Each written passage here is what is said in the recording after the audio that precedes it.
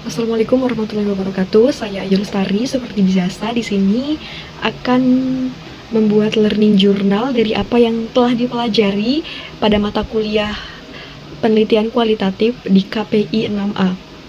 Nah, pada pertemuan kemarin itu menjelaskan tentang memahami dinamika komunikasi politik. Nah, kemarin itu mempelajari bagaimana pesan-pesan politik itu tidak hanya disampaikan begitu saja, tetapi juga dikonstruksi, dibentuk, dan juga dipengaruhi oleh kepentingan. Ada 3 teori penting yang memberikan sudut pandang berbeda dan saling melengkapi, yaitu yang pertama teori wacana kritis, yang kedua teori agenda setting, dan yang ketiga itu teori framing. Yang pertama itu teori wacana kritis.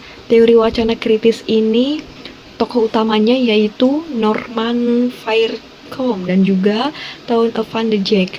Nah, fokus utama dari teori analisis kritis ini menganalisis bagaimana bahasa itu digunakan untuk mereproduksi atau menentang kekuasaan dan ideologi dalam komunikasi politik. Nah, pengaplikasiannya teori ini digunakan untuk mengkaji pidato, berita atau narasi politik guna melihat struktur dominasi dan juga bagaimana publik itu diarahkan secara halus melalui pemilihan kata, metafora, dan juga representasi sosial. Nah, contohnya itu teori analisis kritis ini misal menganalisis terhadap pidato pejabat yang menggunakan diksi penertiban untuk penggantian penggusuran. Nah, itu dilakukan sebagai upaya apa? Upaya melegitimasi kekuasaan.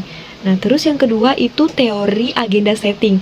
Nah, teori agenda setting ini tokoh utamanya itu Maxwell Combes dan juga Donald Shaw.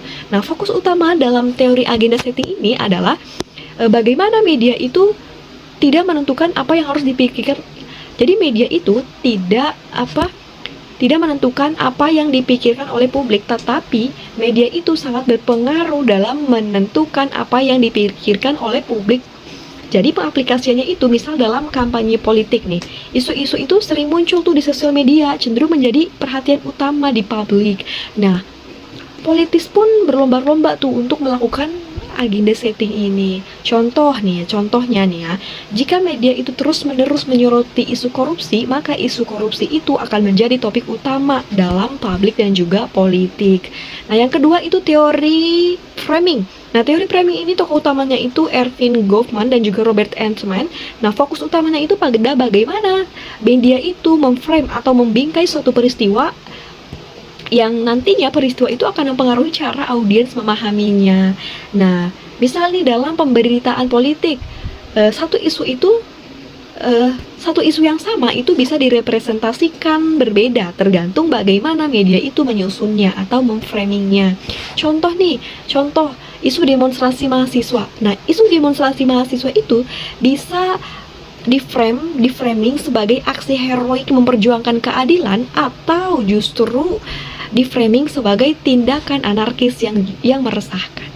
Nah, jadi dalam penelitian komunikasi politik, ketiga teori ini memberikan alat analisis yang tajam dalam meneliti komunikasi politik.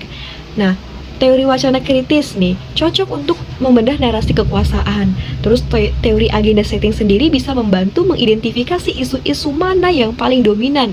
Terus yang terakhir teori framing itu menjelaskan bagaimana publik itu dipengaruhi oleh cara penyajian informasi. Nah, sekian dari saya. Wassalamualaikum warahmatullahi wabarakatuh.